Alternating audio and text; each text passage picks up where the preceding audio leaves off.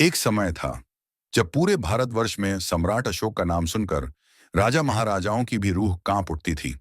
लेकिन एक युद्ध, कलिंग का युद्ध, उस सम्राट को ऐसा बदल देगा, किसी ने सोचा भी नहीं था। एक क्रूर विजेता से एक शांति दूत तक की ये है सच्ची कहानी। अशोक मौर्य सम्राट बिंदुसार के पुत्र थे। बचपन से ही वो तेजस्वी, बहादुर और निडर थे। उनका सपना था एक अखंड और अजेय भारत बनाना। युद्ध उनके जीवन का हिस्सा बन चुका था और वह किसी भी कीमत पर अपने साम्राज्य का विस्तार करना चाहते थे। वर्ष था 261 ईसा पूर्व। अशोक ने एक स्वतंत्र राज्य कलिंग पर आक्रमण किया। कलिंग एक छोटा लेकिन स्वाभिमानी और साहसी राज्य था। इस युद्ध में हजारों नहीं, लाखों लोग मारे गए। खून से धरती लाल हो चुकी थी और जीत के बाद भी चारों ओर बस विनाश ही विनाश था। विजय के बाद जब अशोक युद्ध भूमि पर पहुंचे, उन्होंने देखा जलते हुए घर, रोती हुई माएं, मासूम बच्चों की लाशें और हर तरफ सिर्फ दुख और मातम। ये सब देखकर अशोक का हृदय कांप उठा।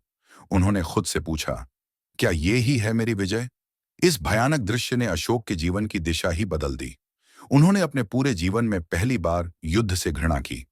अशोक ने उसी क्षण अहिंसा का मार्ग अपनाने का निर्णय लिया। उन्होंने बौद्ध धर्म को स्वीकार किया और अपने जीवन को शांति और मानवता की सेवा में समर्पित कर दिया। सम्राट अशोक ने इसके बाद कभी कोई युद्ध नहीं किया। उन्होंने पूरे भारतवर्ष में धर्म, करुणा और नैतिकता का संदेश फैलाया। उनके बनाए गए शिलालेख आज भी हमें उनके विचारों की झलक देते हैं। सांची स्तूप, अशोक स्तंभ और अनेक ऐतिहासिक धरोहरें आज भी उनकी विरासत और बदलाव की गवाही देती हैं। एक युद्ध जिसने लाखों जिंदगियां छीनी, उसी युद्ध ने एक सम्राट को मानवता का सबसे बड़ा संदेशवाहक बना दिया। आज भी सम्राट अशोक को याद किया जाता है, एक ऐसे शासक के रूप में जिसने ताकत नहीं बल्कि दया से राज किया।